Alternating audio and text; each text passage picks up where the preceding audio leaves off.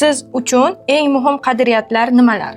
Men uchun eng muhim qadriyatlar bu insoniylik, o'zbek millatiga xos bu mehmondo'stlik, ochiq yuzlik, bir-biriga mehr ulashishlik. Masalan, men kasbimdan kelib chiqsa, men uchun har bitta kelgan bemor harakat qilaman, xuddiki ular bilan ancha oldindan tanishman. Ular bilan qilayotgan muloqotimda o'rtaga chegara qo'ymayman, ochiqchasiga gaplashaman, hammasini ochiq oydin aytaman.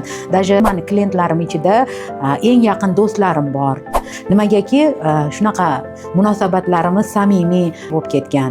Masalan, bir hafta proseduraga kelsa, ular ham o'ziga yaqin oladi. Men ham ularni o'zimga yaqin olaman. Ko'pchilik kelib aytadiki, "Voy o'g'li opa kelib sizga hamma dardimni aytdim, hech narsa qolmadi, hammasini bilib oldingiz. Aytgim keldi-da" deb shunaqa aytadi. Bu ham ikkita odam o'rtasidagi samimiylik, mehr oqibatdan kelib chiqadigan munosabat. Men bunaqa munosabatlarni qadrlayman. Hurmat qilaman har bitta pasientimni.